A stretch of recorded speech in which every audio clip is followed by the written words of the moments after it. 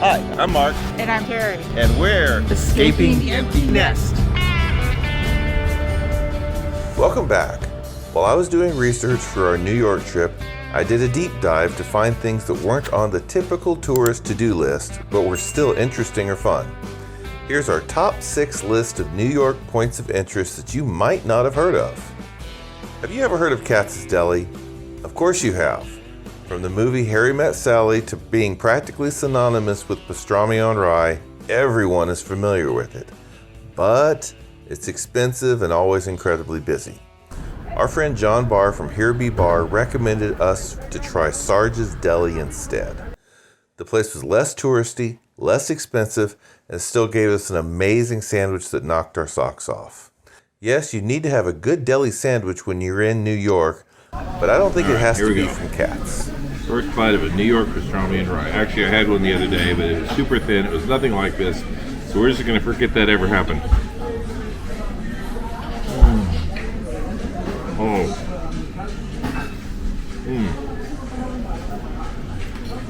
That's wonderful. This is very good. That is very good, yeah. Your French dip is good?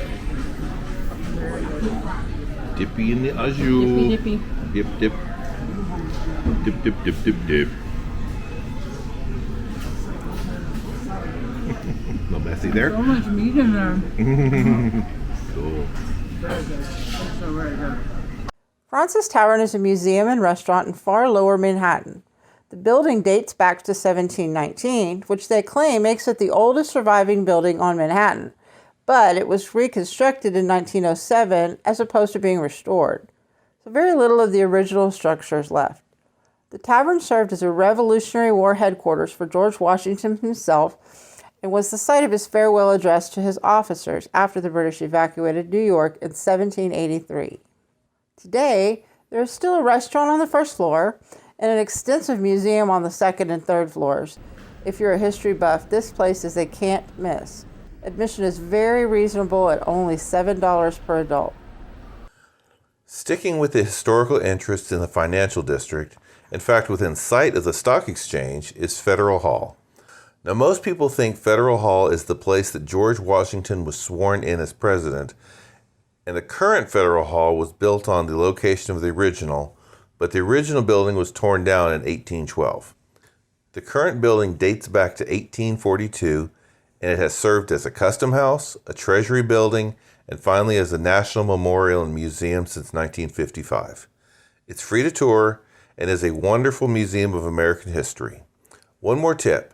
While you're there, walk a couple blocks west to Trinity Church and take a look at the grave of Alexander Hamilton. It's viewable from Rector Street, so the cemetery doesn't even have to be open for you to see it.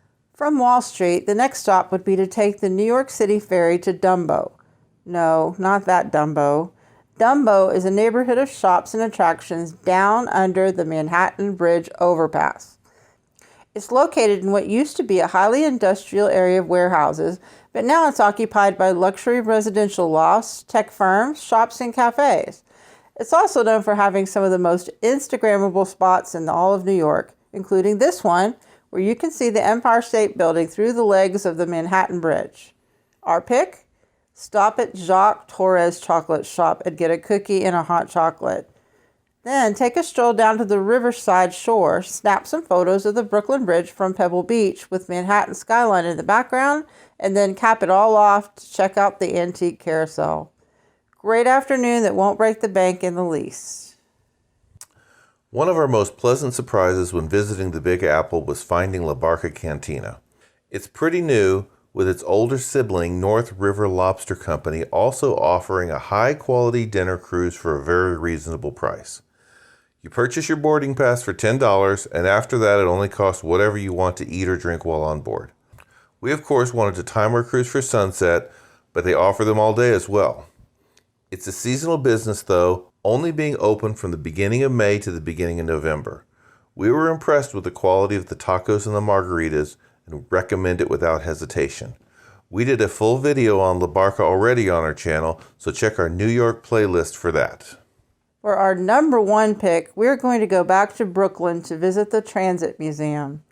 This is located in a decommissioned subway station, so it's underground and a little tricky to spot unless you know what you're looking for. As you would expect, it does a deep dive into the history of public transportation in New York, including trolleys, elevated trains, the subway, and even the bus system. Artifacts like the history of tokens and turnstiles were interesting, of course, but the real star of the show here is the collection of 19 preserved and restored subway cars from eras spanning the last 120 years. Seeing the evolution of the cars and the advertisements on the walls were fascinating, and many of these cars are either restored to be used as movie sets or were rented out as movie sets. The old Court Street station that they are housed in is still connected to the rest of the Metro line, and occasionally they bring out an old car to run it on the main line for special events. I think if we weren't such big fans of Here Be Bar, we would never have heard of this place. So a shout out to Jon for having such a helpful channel. If you would like more information on New York tourism, I'll link to Here Be Bar down in the comments below. And that's our list. New York is the kind of place you can visit dozens of times and still not see everything, but never stop looking for those hidden gems. If you have more places for us to check out on our next trip, give them a shout out in the comments. Thanks for watching and bye for now.